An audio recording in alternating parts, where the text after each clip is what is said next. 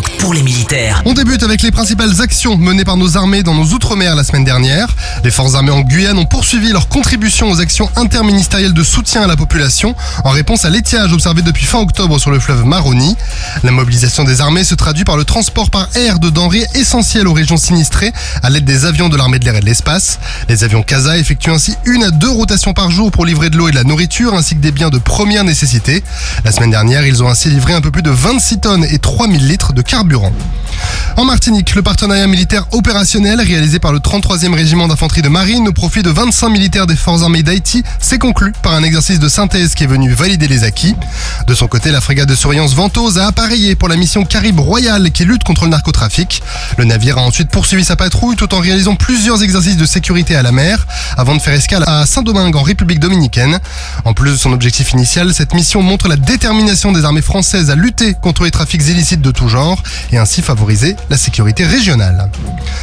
L'édition 2024 de l'exercice Olympic Cooperation s'est récemment tenue en Grèce, au camp de Petrochori. Cet exercice, organisé grâce au partenariat stratégique franco-grec signé en 2021, a réuni les forces de la 25e brigade blindée hellénique et de la 7e brigade blindée française, ainsi que des unités de plusieurs nations partenaires, notamment l'Albanie, l'Arménie, la Bulgarie et Chypre.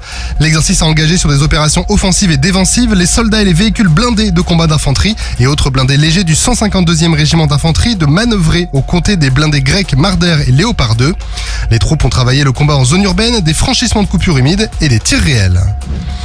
Le centre air de saut en vol basé sur la base aérienne 123 d'Orléans a lancé la formation Paraspé NG pour parachutisme spécialisé nouvelle génération pour les commandos parachutistes de l'air numéro 10 et numéro 30. Cette formation, qui s'étale sur 10 semaines, combine des entraînements en soufflerie, du parachutisme ascensionnel et des sauts opérationnels.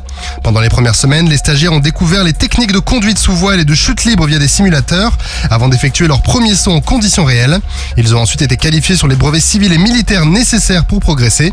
Le point culminant a été leur premier saut depuis un A400M Atlas qui a ouvert la voie à la phase opérationnelle de leur apprentissage. La formation inclut également des exercices avec équipement opérationnel, notamment des jumelles de vision nocturne et au moins une gaine pour le transport du sac de combat et l'armement. L'opération Territoire propre a été menée pendant une semaine dans la zone ouest, à savoir en Bretagne, en Normandie, dans le pays Val-de-Loire et en centre Val-de-Loire. 695 gendarmes, dont 310 enquêteurs environnementaux, ont été mobilisés. Cette action visait à lutter contre les infractions environnementales, la pollution et la cabanisation illégale, des problématiques croissantes dans ces régions. Les forces de l'ordre ont réalisé 158 interventions qui ont abouti à 383 infractions constatées, dont 307 délits et 76 contraventions. De nombreuses pratiques illégales sont régulièrement observées en zone ouest, allant de la simple incivilité au comportement délinquant jusqu'à l'organisation en réseau du traitement des déchets pour un bénéfice financier. De nouvelles actions similaires sont prévues pour 2025 pour renforcer la protection des espaces naturels et aquatiques.